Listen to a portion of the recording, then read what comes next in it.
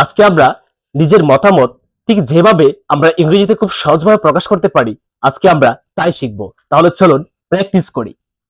প্রথমে আমি উল্লেখ করতে চাই যে এই কথাটা কিন্তু আমরা প্রায় সময় ব্যবহার করে থাকি, আর এটাকে ঠিক আমরা ইংরেজিতে সহজভাবে বলতে পারি I'd like to point out that.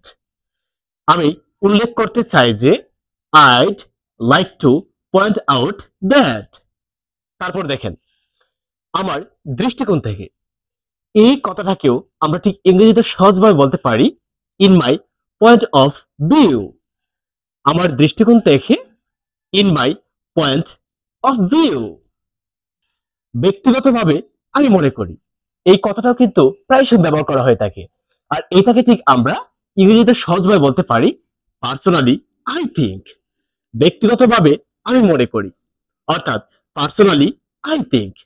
তারপর দেখেন, আমরা অনেক সময় জানতে চাই না যে তোমার মতামত কি। এই কথাটাকে আমরা ইংরেজিতে খুব সহজে বলতে পারি হোয়াটস ইউর অপিনিয়ন। তোমার মতামত কি? What's your opinion. তুমি কি মনে করো? এটাকে ঠিক আমরা ইংরেজিতে বলতে পারি হোয়াট ডু ইউ থিঙ্ক। তুমি কি মনে করো? What do you think. তারপর দেখেন, আমার মনে হচ্ছে যে, এটাকে ঠিক আমরা ইংরেজিতে খুব সহজভাবে বলতে পারি as far as I'm concerned। আমার মনে হচ্ছে যে, as far as I'm concerned। আমি বিশ্বাস করি যে, খুবই কমন একটা ডায়লগ, আর এটাকে ঠিক আমরা ইংরেজিতে সহজভাবে বলতে পারি I believe that। আমি বিশ্বাস করি যে, I believe that। তারপর দেখেন, আমার দেখা মতে, এটাকে ঠিক আমরা ইংরেজিতে সহজভাবে বলতে পারি from my point of view। আমার দেখা মতে, from my point of view। তুমি পরিস্থিতি কেমন দেখছো? আমরা কারো মতামত নেওয়ার ক্ষেত্রে এটা বলে থাকি না, আর এটাকে ঠিক আমরা সহজভাবে বলতে পারি how do you see the situation. তুমি পরিস্থিতি কেমন দেখছো? How do you see the situation. তারপর দেখেন, আমি পরামর্শ দেব যে, খুবই কমন একটা ডায়লগ, যে কারো মতামত প্রকাশ করার ক্ষেত্রে ঠিক এটাকে আমরা ইংরেজিতে সহজভাবে বলতে পারি আইড সাজেস্ট দ্যাট। আমি পরামর্শ দেব যে, আইড সাজেস্ট দ্যাট।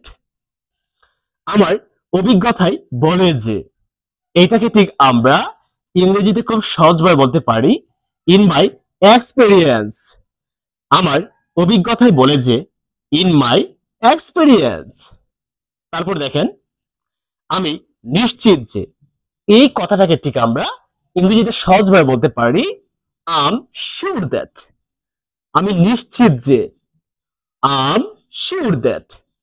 তারপর দেখেন, আমার কোনো সন্দেহ নেই যে, খুবই কমন একটা ডায়লগ কারো মতামত প্রকাশ করার ক্ষেত্রে, আর ঠিক এটাকে আমরা ইংরেজিতে সহজভাবে বলতে পারি I have no doubt that.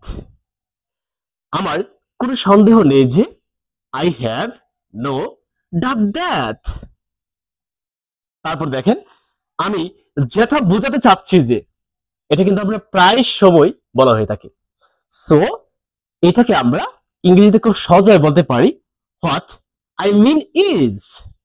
আমি যেটা বোঝাতে চাচ্ছি যে, হোয়াট আই মিন ইজ। তারপর দেখেন, তোমার দৃষ্টিভঙ্গি কি? কারো মতামত নেওয়ার ক্ষেত্রে এটা কিন্তু বলা হয়ে থাকে, আর তখন এটাকে ঠিক আমরা ইংরেজিতে সহজভাবে বলতে পারি হোয়াটস ইউর ভিউ। তোমার দৃষ্টিভঙ্গি কি? What's your view.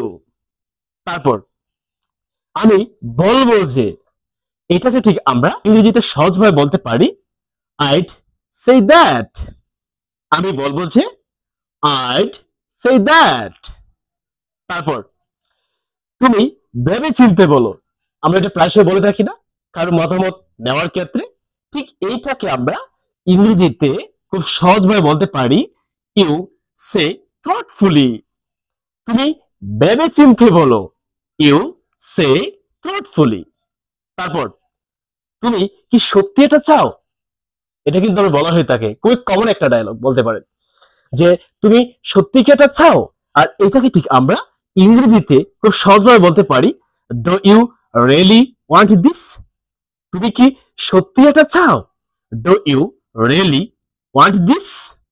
আপনারা ঠিক এইভাবে ইংরেজিতে খুব সহজভাবে আপনাদের নিজস্ব মতামতগুলো প্রকাশ করতে পারেন। আমার এই ভিডিওটুকু দেখে যদি আপনি কিছু হলে শিখে থাকেন, তাহলে অবশ্যই ফলো এবং শেয়ার দিয়ে পাশে থাকবেন। ধন্যবাদ সবাইকে।